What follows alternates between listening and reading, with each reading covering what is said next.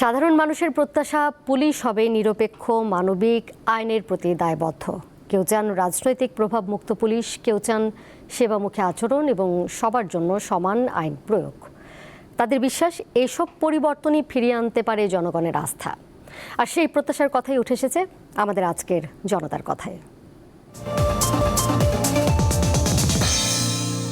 Police কোনো বিশেষ দল বা গোষ্ঠীর লাঠিয়াল বাহিনী নয়। স্বরাষ্ট্রমন্ত্রী সালাউদ্দিন আহমদের এমন বার্তাই উঠে এসেছে পুলিশকে জনগণের আস্থার প্রতীক হিসেবে গড়ে তোলার। রাজনৈতিক প্রভাব মুক্ত, মানবিক এবং পেশাদার বাহিনী হিসেবে কাজ করার তাগিদও দেন তিনি। কিন্তু প্রশ্ন হলো, মানুষের সেই আস্থা অর্জনে পুলিশ কতটা সফল হবে? আজকের জনতার কথায় সেই প্রশ্নের উত্তরই খুঁজব।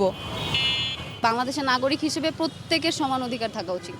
আমার মামা চাচা থাকবে, কেউ একজন এই প্রশাসনের সাথে থাকবে বলে আমি এক্সট্রা সুবিধা পাচ্ছি, এরকমটা যাতে না হয়, সবাই যেন সমান অধিকার পায়। নিরীহ মানুষগুলো যখন থানায় যায় বিভিন্ন কর্মকাণ্ডের জন্য বা সুযোগ সুবিধার জন্য, সেই ক্ষেত্রে আমার মনে হয় সুইটেবল না, ওই ধরনের সুবিধা পায় বলে আমার মনে হয় না। প্রতিটা থানা এরকম যারা যায় এক্সপেকটেশন থাকে অনেক, তাদের জন্য একটা টিম করা উচিত যে তারা আসলে তারা কি ধরনের সার্ভিস চাচ্ছে, যাতে তারা নিজেরা এগিয়ে আসে। আমরা যদি থানায় প্রবেশ করি তখন তারা একটা এমন ভাব করে আই ডোন্ট কেয়ার, হ্যাঁ, ওরকমভাবে তারা বসে থাকে। বা আমরা যে সেবা প্রার্থী, আমরা যে দেশের জনগণ, আমরা সেবা যে আশা করি, ওনরা ওইভাবে তারা আমাদেরকে ওইভাবে গুরুত্ব দেয় না। তো আমার মনে হয় যে এই সব দিক আসলে যদি একটু পরিবর্তন হয়, সেবার মান, সেক্ষেত্রে জনগণের জন্য অনেক উপকার হবে। জনগণের যে সেবাটা করা মন থেকে মানুষের জন্য করতে হবে, আর সব থেকে বেশি জরুরি যেটা দেশপ্রেমিক হতে হবে, দেশের জন্য করতে হবে। আমাদেরও উচিত পুলিশকে সহযোগিতা করা, যাতে পুলিশের দায়িত্বটা ওইভাবে মেনটেন করতে পারে, বা যে কোনো কাজের জন্য গেলেই সর্বপ্রথম টাকা অফার না করা।